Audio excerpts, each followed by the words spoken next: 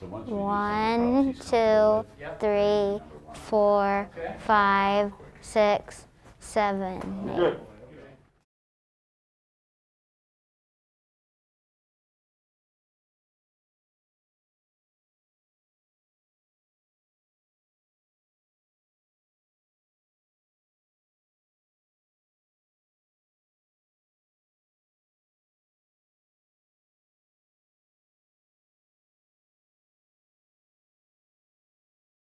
you're comfortable with this.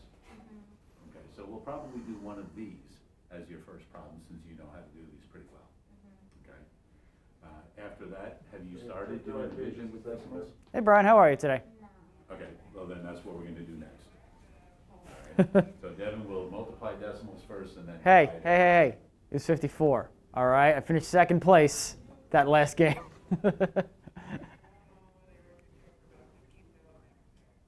Oh, if that. I actually got a reimbursement for a COVID test I had to take for $150, and I thought for a second like that was going to be my after taxes. Well, thank you very much. Oh, okay.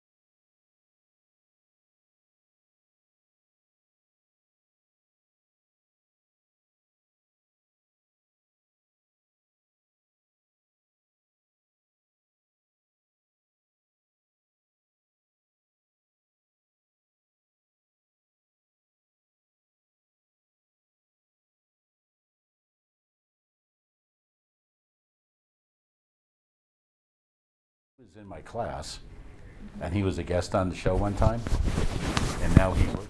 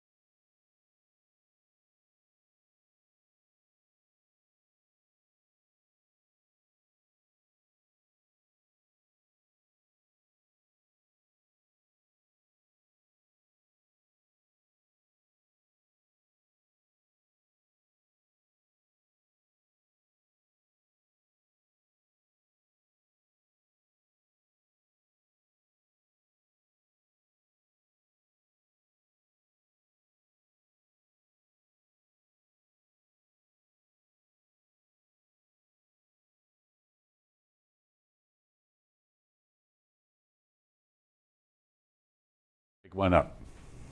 One thing to keep in mind, because Hello. it's sensitive, you don't want to put Thus far. Thanks.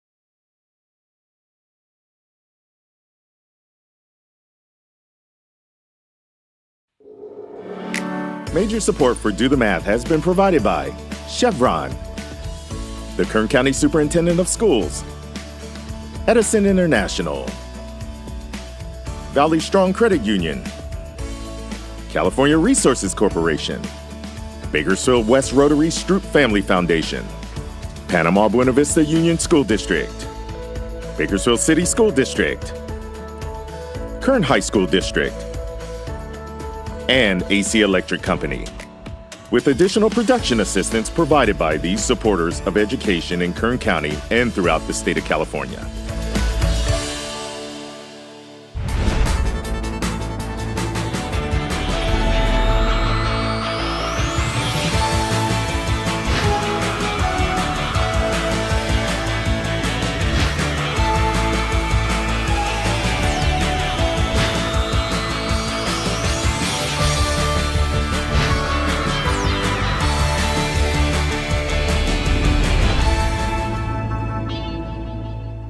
Well, good afternoon and welcome to Do the Math. I'm Michael. I'm Devin. And in studio with us we have Benji. And Benji, if somebody needed to get a hold of us, what would they need to do? For math homework help, call in Bakersfield 636-4357, toll free 1-866-636-6284, email dothemath@kern.org. We're online at dothemathonline.net. And on social media, Facebook, Instagram, Twitter, and YouTube. All right, nicely done. Before we get going, why don't you let everybody know where you go to school and what grade you're in? I go to Stockdale Elementary, and I'm in 5th grade. How's 5th grade going? It's going okay. It's a bit hard, distance learning. I would rather prefer learning from school, because it's way easier and I can get all my work done easier. Okay, well good. I'm glad that you said that you like to be in school, right? Mm-hmm. And for you it's easier to be in school to get your work done and kind of understand things a little bit easier maybe? Yeah. All right. So right now, what are you working on in math? I'm mainly multiplying decimals. Okay, so you're working on decimals and things like that. So that's what we're going to do in a little bit. You ready for that? Yeah. But before we do any of that, first, let's take a look at today's Math in the News.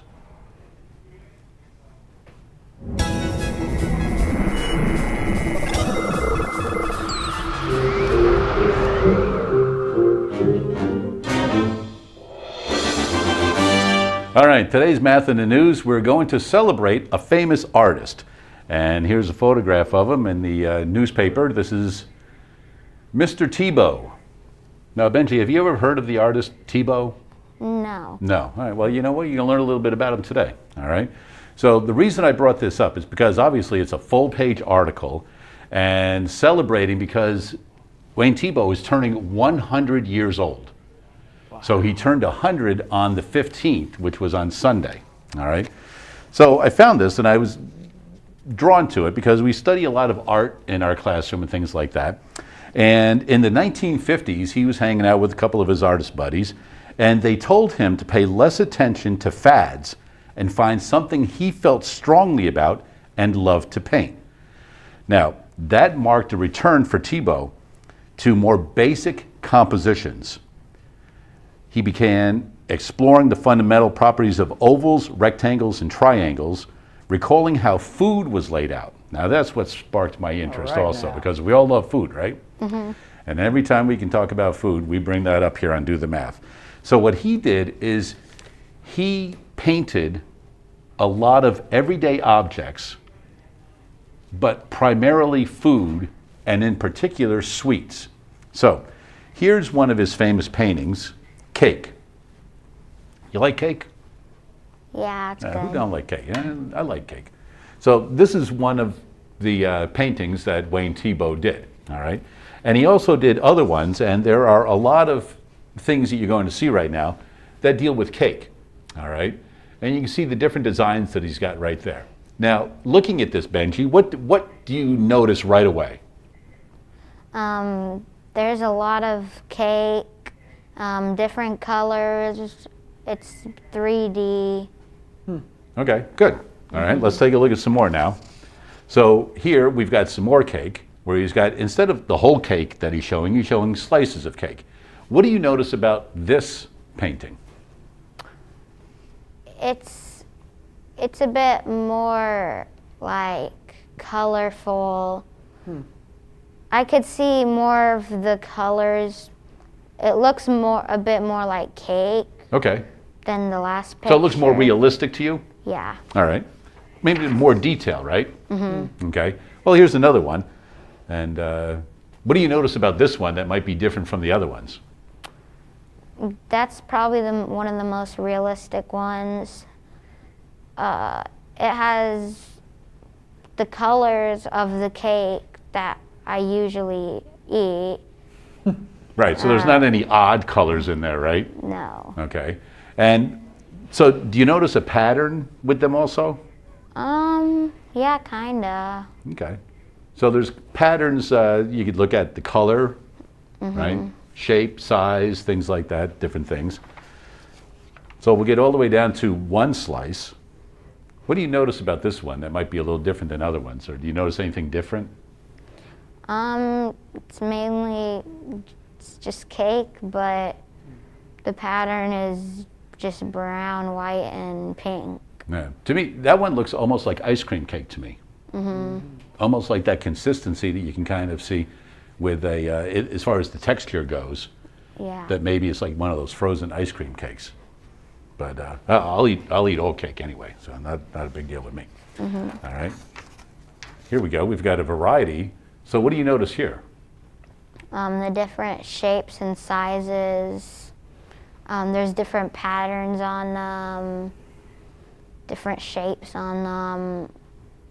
Some are small, some are big. Now, do you think something like this would be difficult to paint? Yeah. Why? What makes it look like they would be difficult to paint these things?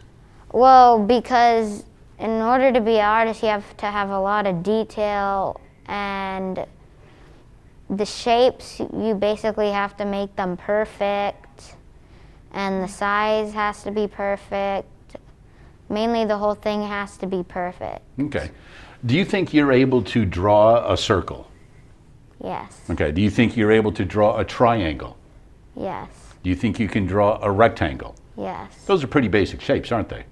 Well, let's take a look at this right now. All right? Because in order to draw a 3D cake, Okay. all right, what did they start with? They started with a circle. Yeah, so you've got an oval right there, right? And then all you do to the oval is take and extend some lines, right? So now you've got the sides of the cake, Yeah. right? Put your bottom on it, and then what did they do up here? They added a triangle to Right, it. so all you're doing is adding a triangle. Now down here, what did they add? 2 more lines. And what is this? What shape is that now? It's like a rectangular prism. Right, so you've got a rectangle, right? And then you add another triangle at the bottom, erase the lines so that it looks like you have a slice taken out now. And then you can add some detail to show that there are multi-layers. Yeah. Okay? So to make a cake really is just some basic designs, right? Yeah. That's why he was saying, you know, back in the 1950s, let's get back to just ovals, triangles, rectangles, and things like that. So what I've got here is one last thing. What we'll do is we'll focus on one of these at a time.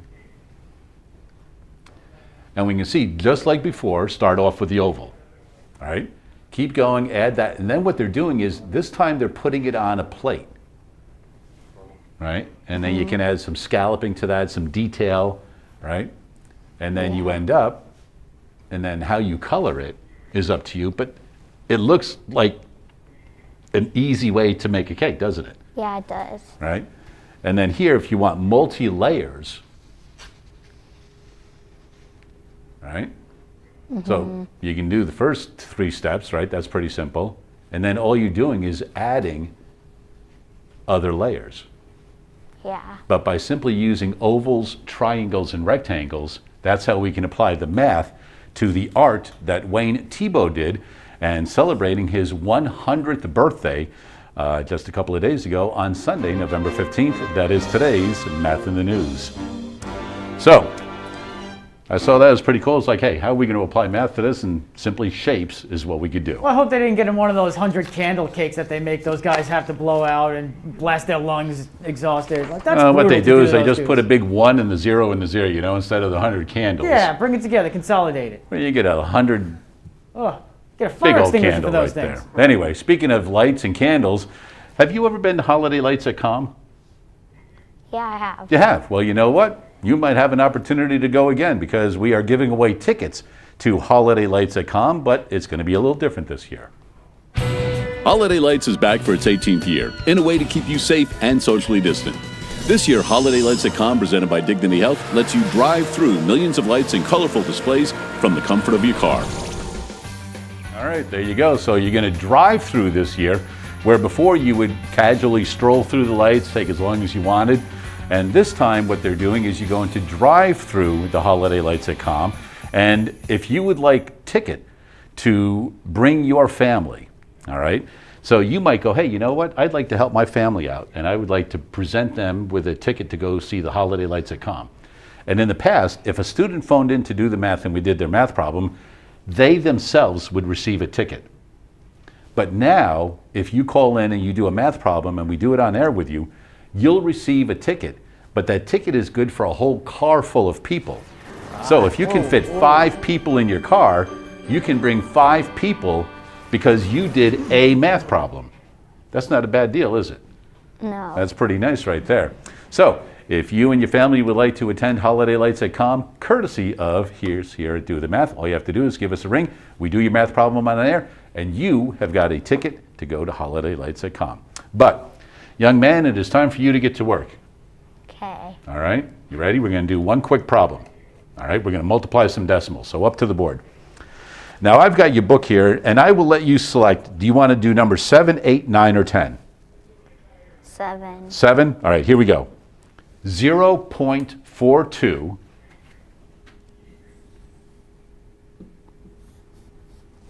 times 75.3.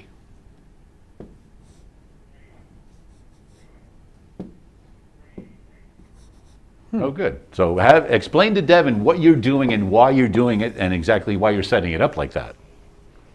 So you said 3, but you never said 0, 3, so I put the 3 by the 4, and it's basically just a real problem, but with a dot. Okay. So that's interesting how you lined up the decimal points there. Is there a reason why you decided to line them up? Well, the reason to line them up is because it's not really decimal without the point to me, but So what would you do with that space under the 2 then? Because we want to make sure that, you know, if we're working with multiplication that, you know, the space is filled, right? So what would go there? it would be a 0. Okay. So go ahead and start to work through this then. Okay, so first what I would do is I would multiply 0 times 2, which is 0.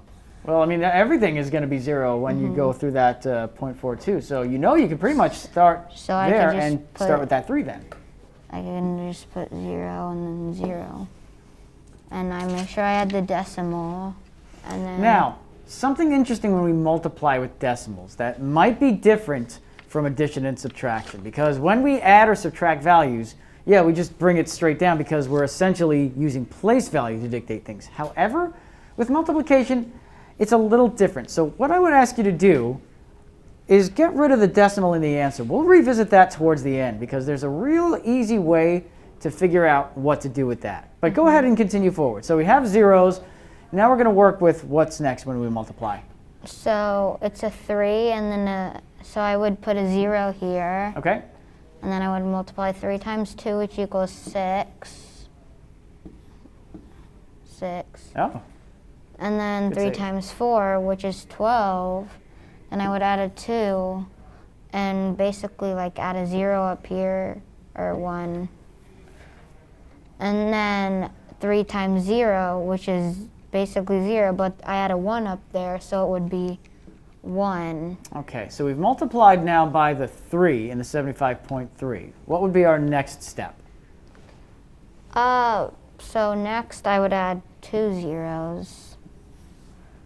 And then I would multiply 5 times 2, which is 10. Then I would add like another 1 here.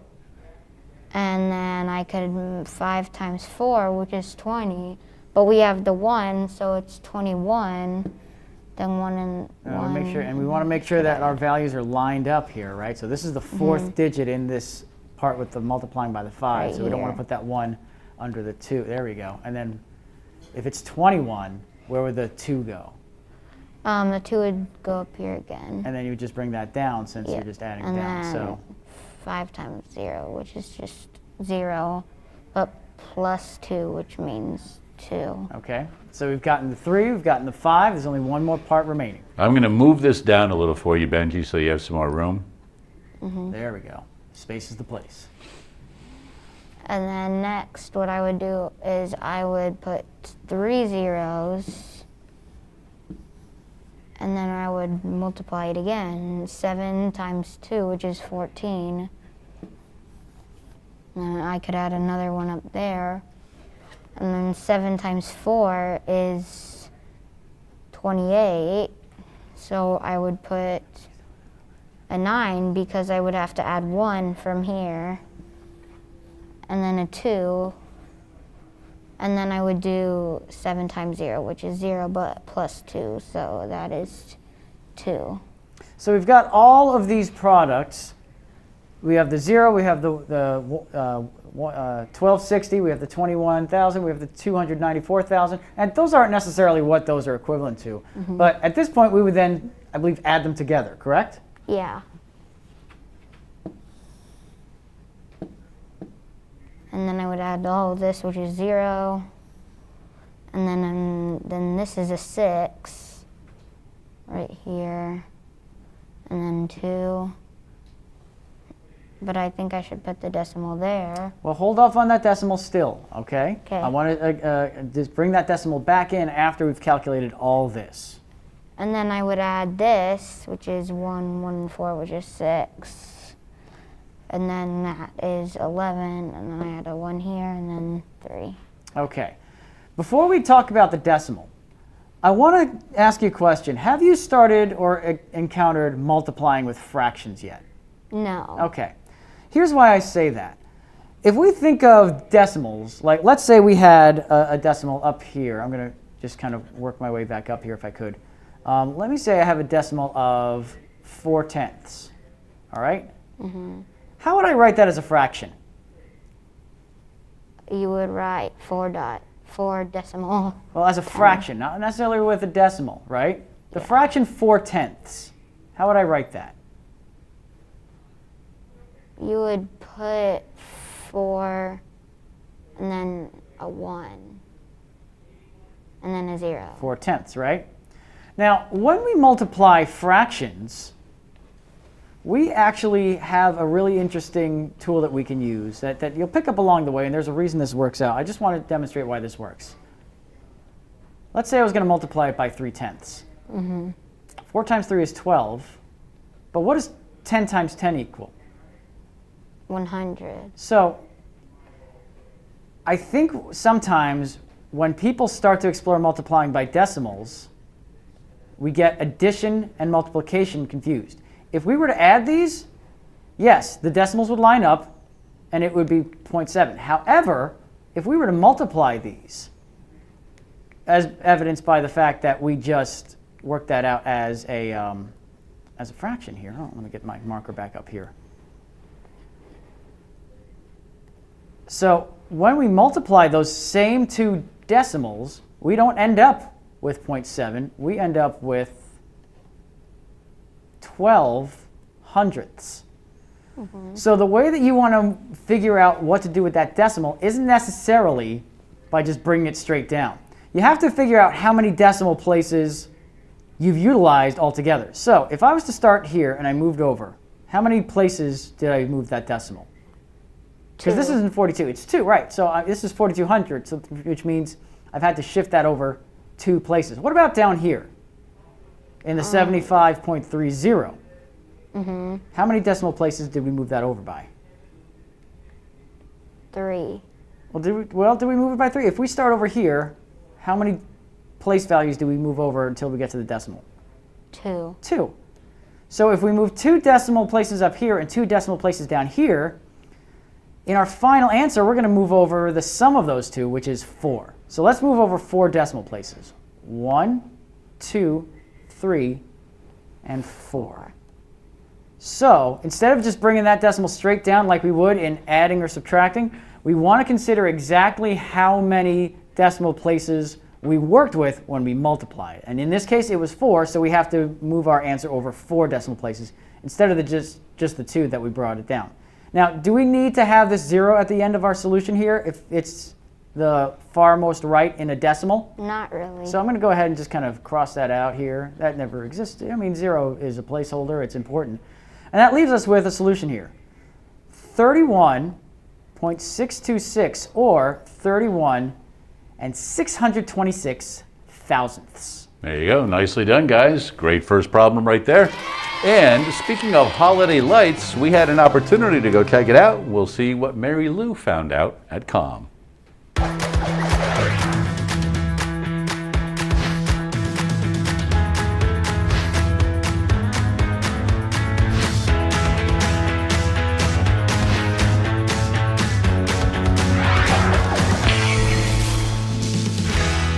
Today we are out at the California Living Museum, and I am with Megan Maitland, Zoo Director. Hi guys, how's it going? How are you doing today? Doing pretty good. Can you kind of give everybody a little bit of background about yourself? Sure.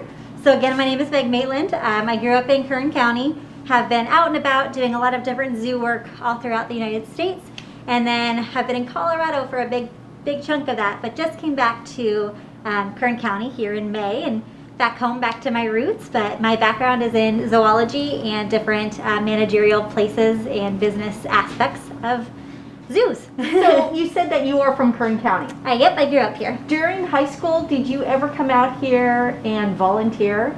I did. Actually, a big part of, probably more toward college, when I was getting my zoology degree, I came out here and did an internship and kind of got some pieces started and was able to use that to get college credits to do different things like that. And then was able to move on from there to different wildlife rehab centers, and then eventually become a zoo curator at a zoo. Well, we're happy to have you here. Thanks. Can you kind of tell the viewers where are we at right now? Where are we located? Yeah. So currently we are in COM's commissary. So a commissary is a fancy word for kitchen. It's basically the hub where all of our diets for the zoo are made. We have over 250 collection animals, we call them, that's the terminology, but 250 animals at the zoo that require a diet pretty much every day. So we have a commissary keeper that comes in and does all the diets, from birds to mammals to snakes to all over, and gets everything done here in the hub, and then the keepers will go and take that out to the animals every day. So they have to keep a pretty good schedule. It's like, okay, at this time we're putting this together, Yep. and so you all that. Well, you have a meal. I out do. there getting ready to be prepared for I do us. have a meal. So, as I mentioned, we feed a lot of birds, or raptors, here. So if you ever want to know what a raptor eats, or what a raptor is, those are like our bald eagles, our hawks, our owls, things like that. We unfortunately don't have dinosaurs here, so those raptors aren't quite what we're talking about. So on our list here, we've got the California condor, our bald eagles, our golden eagles, our hawks, harriers. We can go on all day, but all of the animals that we have here are native to California. That means they are from California. So we don't bring any birds from Florida that only live in Florida. We don't have those birds here because we are a California Living Native Museum. So all of our animals here are from California. So today, if we look on here, we are going to be pulling 4 mice for our ferruginous hawk, Binks. So basically, there's a couple different things we can do. Usually we glove up, but we're going to get dirty today. So what I would do is I would pull this guy out, and I'm just going to open our fancy bag of frozen dead mice here. And I'm going to let you just go. Yeah. So what we would do is we would just pull these guys out. We're going to count out 4 of those guys. 3, 4. And that would be thawed out, ready to go by the time the ferruginous hawk Binks is ready to eat. So we'll leave those to the side. The reason I have this on this scale, I didn't bring out any of the nasty, we call it BOP, or bird of prey food. It's really gushy and gooey, and I won't bring any of that out. But essentially, our goal here would be to, if you had to keep a certain weight of food for an animal, we would turn this scale on. And there's a option for our units in grams or pounds or different things like that. But essentially what we would do is we had to weigh these guys. Again, if you ever want to work at the zoo, you're going to touch a lot of gross stuff. So you put this on here, and you can see, oh man, if I needed 100 grams, we don't want to count what that container is, right? So we're going to go ahead and tear that out. That means now that we're at 0, so if I wanted to weigh these mice, we would put them on here, and I would get a good calculation. I'm going to guess about 200 grams. Oh, I was off. 175 Oh, very of close. that. But then once we have the weight for what we need for the animals, we're able to monitor their diet, know if we need to add more food, take some away, kind of go from there. So there is a lot of mathematics involved here. There is a lot of mathematics, and it's a lot of just observations as well. We want to make sure that our animals are staying healthy, that they're getting enough protein to veggie ratio, to fiber ratio, different things like that. The science behind animal nutrition is really important. So interesting. Well, thank you so much, but we still have a lot more to see here Yep. at COM. But for right now, Mike, we have to send it back to you at the studio. All right, thanks for that, Mary Lou. Always a lot of great stuff going on out of COM, and we thank them for allowing Do the Math to head out there and see what the new stuff is going on. Speaking of new stuff, Devin, you had some pretty new stuff going on with you a couple of weeks ago. So you had an opportunity that many people do not have. That's right. And that is to be a contestant on a very famous game show. So tell us a little bit about it as we see some of the footage. Well, a couple of weeks ago, folks here across the country got to see my appearance on Jeopardy! I was invited to tape as a contestant back in August, and I had the chance to step behind the podium and respond to some big questions on the big board.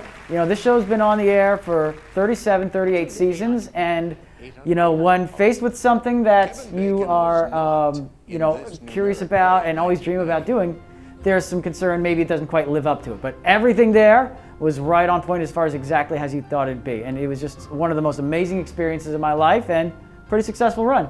So when that daily double comes up, did that just put more pressure at that time? Like, oh, I don't want to mess this up. They never came at a good time for me. It always came at a point where I didn't have a lot of money or in a category where I didn't want to put a lot of money on the line. The clip that you just showed, I think you could hear me groan and go, oh no. And I actually bet less than the question was worth so that I wouldn't lose as much because it was a category I was not comfortable with. And I got that wrong, and I'm glad I did because I think that I saved myself a lot of heartbreak by doing so. There you go. Well, I know that this is awfully an experience that you'll never forget.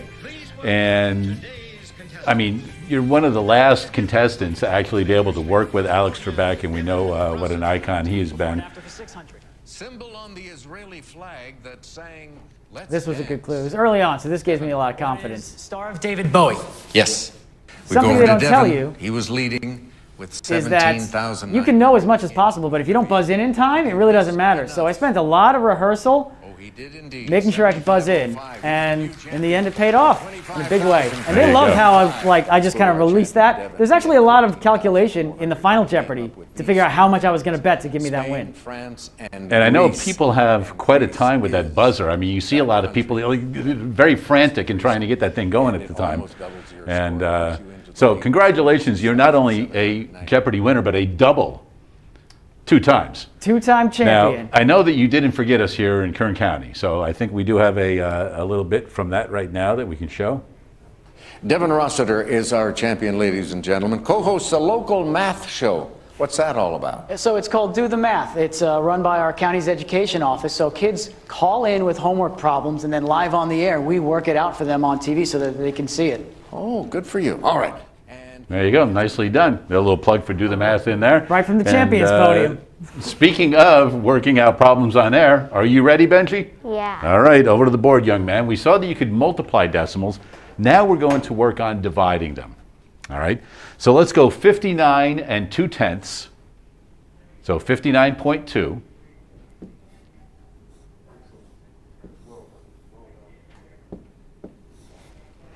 Divided by 8.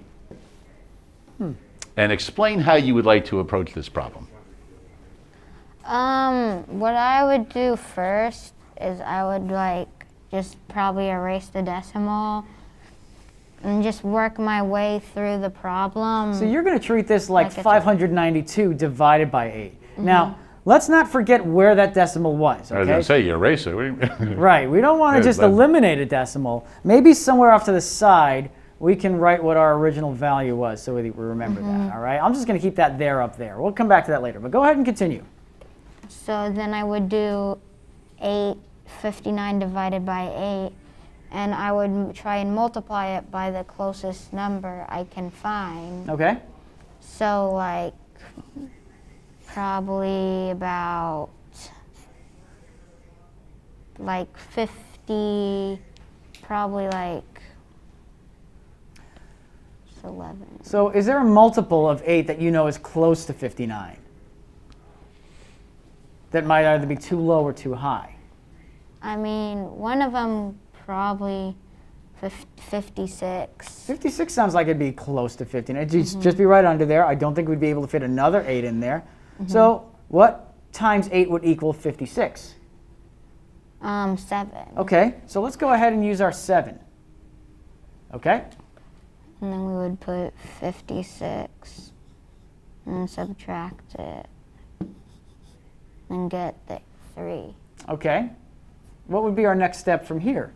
We would bring the 2 down, put it right here, and we will multiply 32 divided by 8, which is 4, because 8 times 4 equals 32.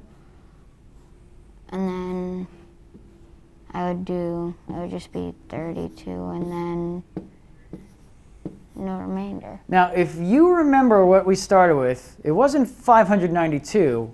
What was it? 59.2. 59.2. Well, the nice thing about using long division with decimals is that it's a quick trip straight up the elevator, because in the long division algorithm, the place value holds. So we can go ahead and bring that decimal value directly up place value wise. Go ahead and do that. So what that tells us is 59.2 divided by 8 equals what?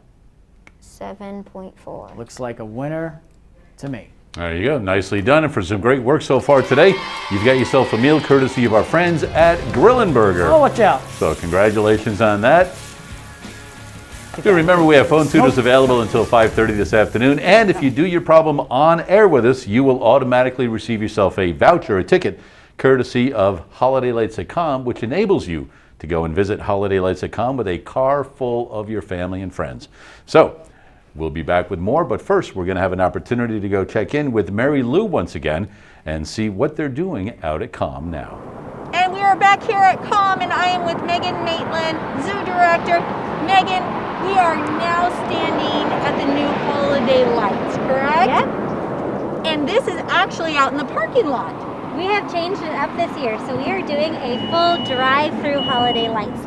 Our goal is that we get to continue the tradition every single year, but because 2020, we decided that we're going to change it up, but still bring that family fun aspect just in your cars. And what year is this? So this will be Com's 18th year of holiday lights. Wow. Okay, can you kind of walk us through, because we're walking through a giant Christmas tree arch. Giant Christmas tree. So we have decided to go big or go home, which we don't want you to do. We want you to come out of your homes, in your cars, and come out to Com. So we have giant structures. We have one of the longest light tunnels. I'm going to say in existence because we're going to go there. But we will have one of the longest light tunnels as well. Which is right there behind us. Right behind us. And you can see, I mean, just looking out, it's encompassing both parking areas. So exactly how long is this whole? So our entire light show is a little over a mile long. Wow. It'll take 20 to 30 minutes to go through. We encourage people to take their time, drive through, really just enjoy it. But there'll be a lot of interlooping pathways, ways to cross over, things like that. We also have brought back some of the favorites that you usually see inside of Com, some of your favorite light up scenarios and shows, in addition to some new guys that you'll be able to see just because we get to go bigger out here. Well, I know that every year you are always adding something new, but this is like so cool. And Yeah. just looking, I'm looking at the ground and I could see the driving pathway, and walking it just myself, I'm trying to like imagine, okay, where are we driving? How are we doing Yep. this? This is so cool. Now because I know that you guys probably plan out a year ahead, and then when COVID hit, you guys don't have that year to plan. So that has been something that has been amazing on our end. So Josh and Vicki Barnett from Light Tasmic let us know that right when COVID hit, Josh said, hey, you know what? I have a feeling we're going to go drive-through this year. Let's plan it. So he brought us the plans and said, hey, this is what we're thinking if we can't come inside, because it takes months to put up Christmas tree lights inside of COM. But now we're a whole new beast out here. We have different, we had to bring electricity out here. We had to, change a lot, work with the community in terms of bike paths, all these different things. So there's a lot of different pieces. But Josh and Vicki Barnett from Light Tasmic have just been amazing in their creativity. Well, just looking at it, I cannot wait because it looks so exciting. And to be in your own car. Right? How Nice and cool warm. is that? And we're also bringing in your favorite foods. So Teen Challenge is going to be part of it as well. So if you're missing that smell of kettle corn and the hot chocolate and that feel, our goal is that you get to have some of that just in the nice warmth of your home and bring a little bit of that tradition to our 18th year. Oh, how exciting. So that's going to be part of all the drive-through? Yep, it'll be before you pop into the drive-thru. You have a chance to get some of those goodies and then venture through. How exciting. Okay, so tickets are going to be going on sale soon. Tickets are going on sale Let's talk this about weekend. that. Yes, ma'am. So the biggest thing for us to reiterate is that tickets are pre-sales only.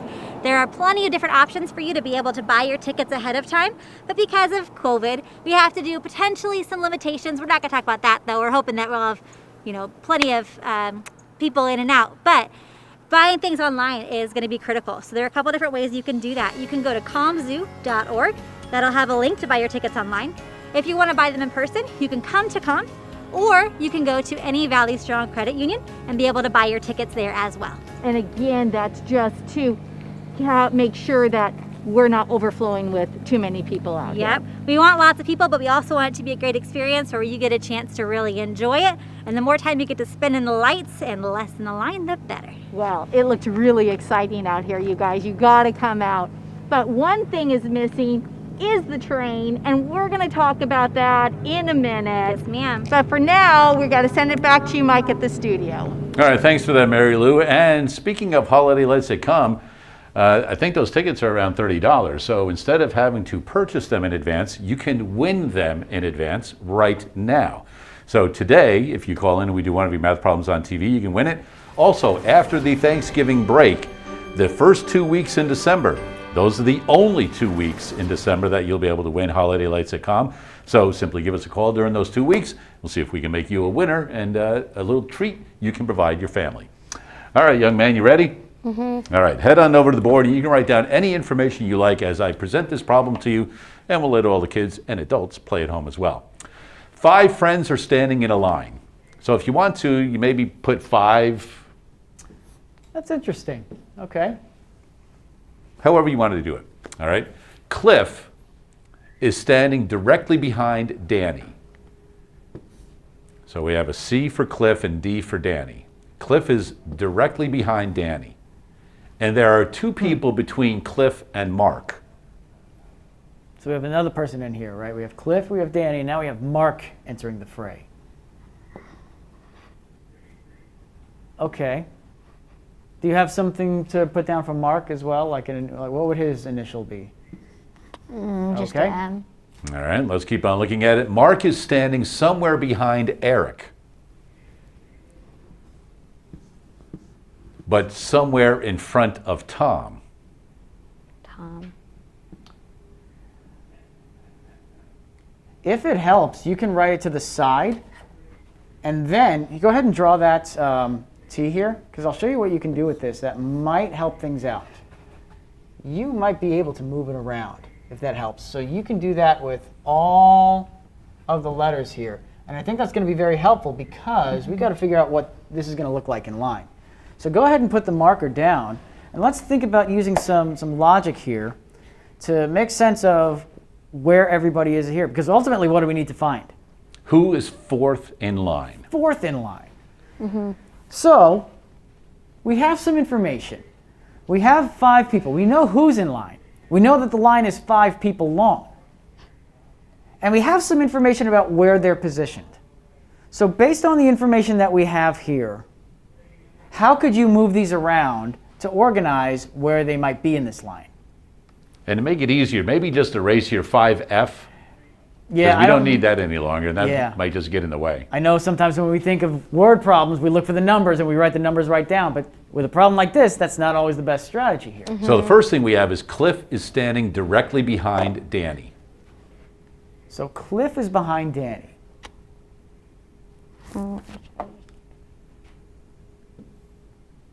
So we're treating Danny, and I guess the right is going to be the front of the line. Okay. There are Great. 2 people between Cliff and Mark. Now that's interesting too, because it doesn't necessarily say who is in front between Cliff and Mark. But we do know that Cliff is standing directly behind Danny. Now we also know Mark is standing somewhere behind Eric.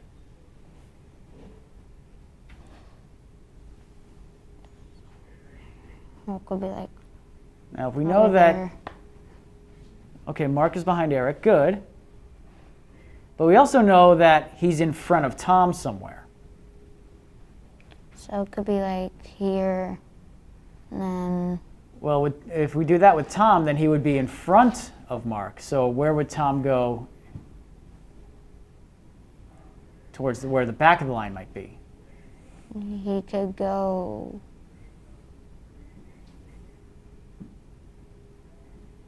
like right here, maybe. Okay. So show me again where the front of the line is going to be. It's going to be right here. Okay, so let's go ahead and just kind of mark that here. This is going to be the front of the line, all right? And if this is the front of the line, then the back of the line is going to be back here. So I'll just go ahead and label that. Okay. Now we said that Cliff was going to be directly behind Danny. Now, does that mean that Danny's in the front of the line? No. Not necessarily, right? So we don't know whereabouts in the line Cliff and Danny are. They could be the last 2, they could be the front 2, but maybe some other information is going to help us out here. We know that there's 2 people between Cliff and Mark. So we know, well, let's think about this. If there's 2 people between Cliff and Mark, let's say that Mark is in front of Danny, right? Get that marker back over here. So Mark is in front. If that's the case, then there needs to be one other person here between Danny and Mark, right? Because we know that Danny has to be in front of Cliff. But if it's the other way around, then Mark would be 2 people behind Cliff, right? Now, the only way that that would be possible is if Danny's in the front of the line. Yeah. Do we know that that's the case yet? No. No. Let's look at some more information. We know that Mark is standing somewhere behind Eric, but in front of Tom, right? Yeah. If that's the case, can anybody be in front of Mark? Yes. Yeah, so then he can't be at the front of the line, right? Yeah. Okay, that's really good information here. So we know that Mark can't be in front of Cliff.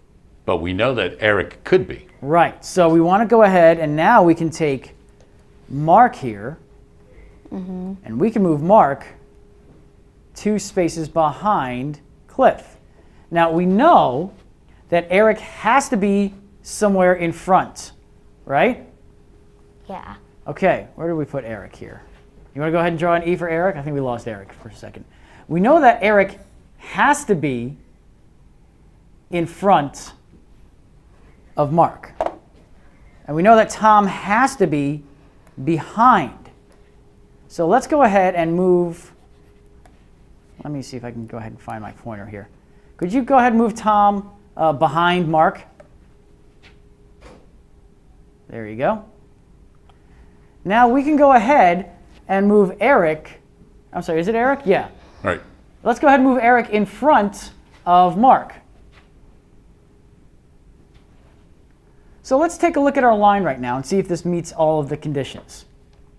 Is Cliff standing directly behind Danny? Yes. Are there 2 people between Cliff and Mark? No. No. So what we're going to do is we're going to let you guys keep working on this for a little bit, because this is one of those great challenge problems where it's only 5 people, but you need to get them in the exact correct order. And we'll do that when we come back right after this. A long time ago. No, not in a galaxy far, far away, but here in our own Milky Way galaxy, and even closer to home, right here in our solar system, there's an asteroid named Bennu that's close enough to Earth to visit.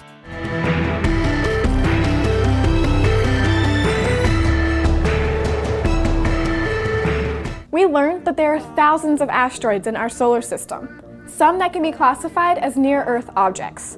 So NASA planned a close encounter with one of those objects. Let's find out more about the mission. The OSIRIS-REx mission is NASA's first asteroid sample return mission. The mission launched from Florida, spent a couple years traveling to meet up with the orbit of asteroid Bennu. We get to the asteroid and we map it. We want to learn everything we can to really pick out the best sampling spot. Once we've got a spot, we then drop down to the asteroid. We've got a long arm, basically looks like a pogo stick with a filter on the end. And we come down onto the asteroid and just basically slowly bounce off the surface. At that moment, we fire nitrogen gas, which fluidizes the regolith and gets it trapped into our round filter. And then that filter is stowed inside the sample return capsule where it's kept safe. So this is a pristine sample of an asteroid, something that we don't currently have in our meteorite collection. So this is really exciting. We get the sample stowed and sealed in the sample return capsule, and then we come home, which takes about 2 years. And we ultimately release the SRC. It survives a fiery entry through Earth's atmosphere and lands in the Utah desert, where it will be collected and analyzed by scientists around the world. Okay, time for a close-up. NASA grabs a piece of an asteroid and sends it back to Earth for scientists to study. But what could they possibly learn from an asteroid? So one of the great things about asteroid Bennu is it's a primitive asteroid. And as such, because it's so old and ancient, it's really a frozen time capsule from the earliest stages of the solar system. So we're hoping to learn by the analysis of samples from Bennu how the solar system formed, how the planets formed, how asteroids themselves formed, and the timing, solar system chronology, the events that led to the formation of our solar system as we know it today. Talk about an out-of-this-world encounter. With so many asteroids to choose from, why did NASA pick Bennu? So there are several reasons why NASA chose asteroid Bennu as the target for its first asteroid sample return mission. The first is it has an orbit that's very similar to the Earth, so it's easy to get to. The second reason is it's large enough, so it's about 500 meters, where it's not spinning very fast. So the smaller asteroids, those less than about 140 meters, spin really fast, and they're hard to sample. So Bennu, although it's spinning, it's not a fast rotator. And then the third reason is it's a dark, carbon-rich asteroid. So we think with Bennu, we're really going to learn about not only early solar system formation, but also the potential origin of the building blocks of life. So this is really an exciting time for astrobiology and asteroid science in general. The sample from Bennu will be studied by scientists for years to come, making OSIRIS-REx's 7-year mission worth the wait. Who knows? Maybe you'll get a chance to study it yourself. For Real World, I'm Michelle. See you next time.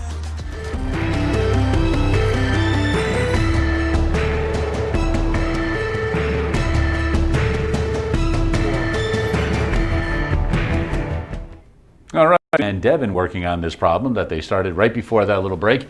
Let's take a look at what you guys came up with, all right? So, Cliff is standing directly behind Danny. Do you have that? Yes. All right. There are 2 people between Cliff and Mark. Yes. Who are the 2 people between Cliff and Mark here? Danny and Tom. Okay. Mark is standing somewhere behind Eric, Yes. but somewhere in front of Tom. Yes. All right. So who is the 4th in line? Danny. There you go. Nicely done. So that's one of those great problems. Takes a little bit, but eventually you can get to it. Just keep moving those things around. Nicely done. Erase the board, young man. I've got a final problem for you. This is a beautiful one as well. What I would like you to do is you're going to start all the way over on the left-hand side of the board, and you're going to write, like right in the middle of the board, you're going to go right across, you're going to write the numbers 1 through 9. Start all the way over at the left. Even more. There, yeah, we can work with that. Yeah, put a little space between them. So that they don't stick together when you... Right.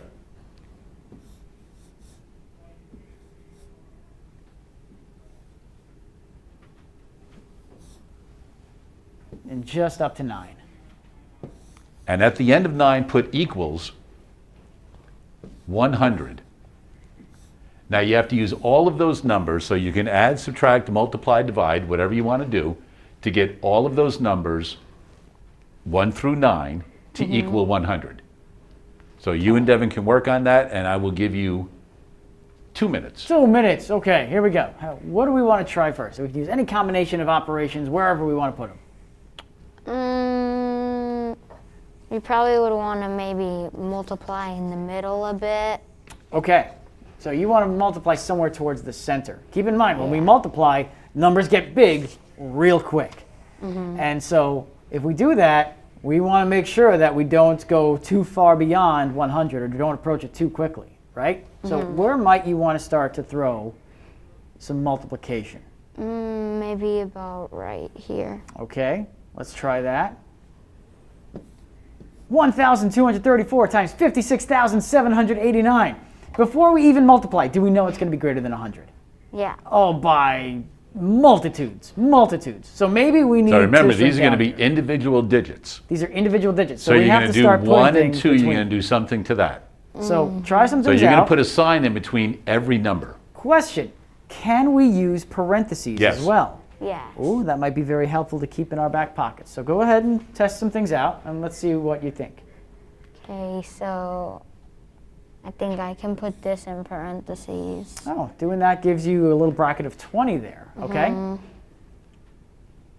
And maybe I can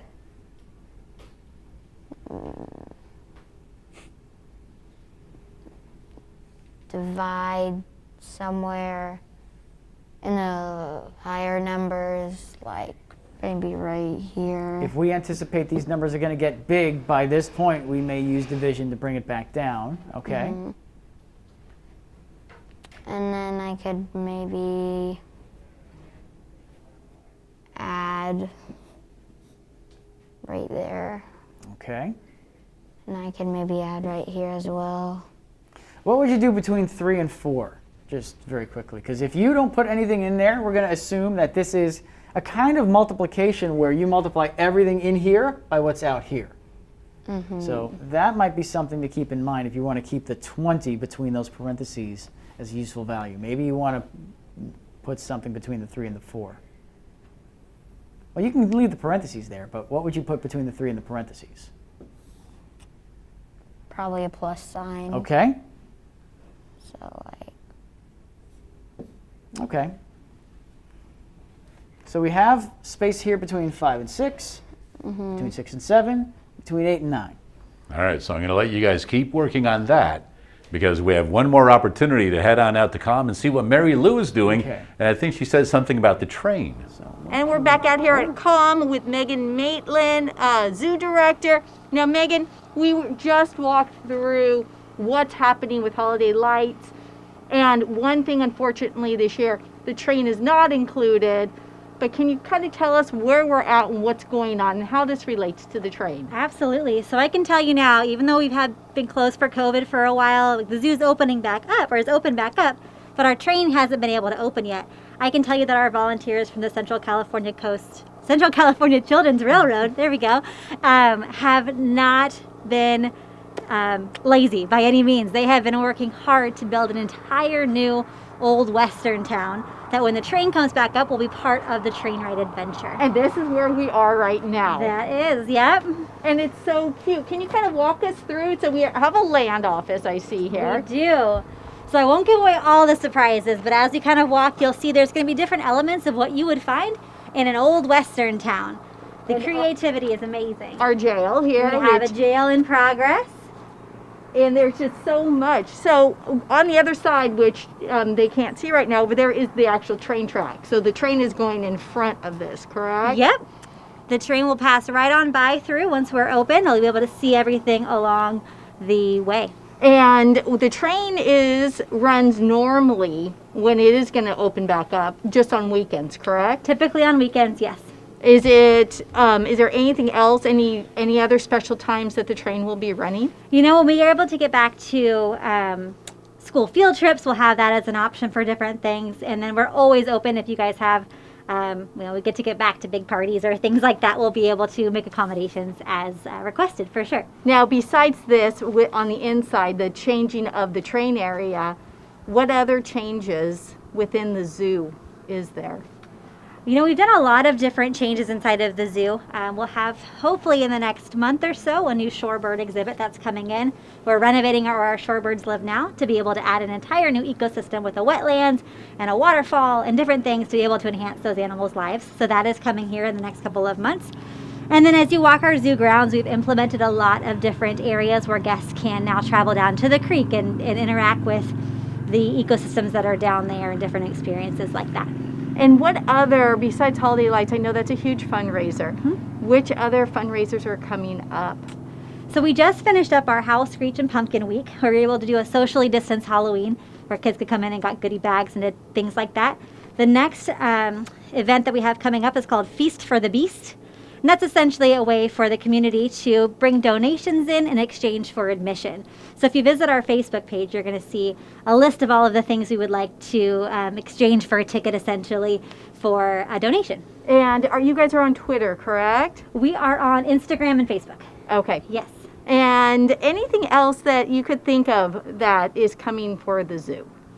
You know, I feel like we're never stopping. So I don't have anything specific right now, but we're constantly growing. We're working on just implementing a lot of different things for our staff and for the community as well in the upcoming year. Okay, so what's the last minute things that everybody needs to know for Holiday Lights? For Holiday Lights, the biggest thing I can emphasize is to buy your tickets ahead of time. We are doing pre-sales only for this event. So that means you go online, you can visit us at commzoo.org, give yourself the link and be able to buy things online. If you're a COM member, you can come out to COM and you'll be able to get your discount on price. Coming out to COM or to Valley Strong Credit Unions are also selling tickets as well. But pre-sales is key because we might have some capacity limits and we want to make sure that everybody who wants to enjoy Holiday Lights gets a chance to do that. And what are the dates? We are going to be running Holiday Lights November 28th through January 2nd. The only night that we are closed, or day we are closed, is Christmas Day. Awesome. Well, thank you again for walking us through. And it's really quite amazing how you guys have adjusted everything. And I cannot wait to drive out here to go through. Well, thanks for having us, and come on out whenever you guys are able. We're open Wednesday through Sunday, 9 a.m. to 3 p.m. And then what are your normal hours? Are you guys open? You are open back up now? We are open back up Wednesday through Sunday, 9 a.m. to 3 p.m. Awesome. All right. Thanks again. And that's it from COM. Make sure you get your tickets early and come on out here Holiday Lights when they open up. Back to you, Mike, at the studio. All right, thanks for that, Mary Lou. And we can see that Benji and Devin were working on this problem using 1 through 9 to get to 100. They finally settled on adding all of the digits until they got to 8 and 9, multiplied 8 times 9 to get 72, added all the other numbers to get 28, and that simply gets you to 100 right there. Benji, did you learn a little something today? Yes. Good. Did you have fun today? Yes. That's the main thing right there. Hey, don't forget, we'll take a week off for Thanksgiving, be back for 2 weeks in December. Until we meet again, continue to do the math.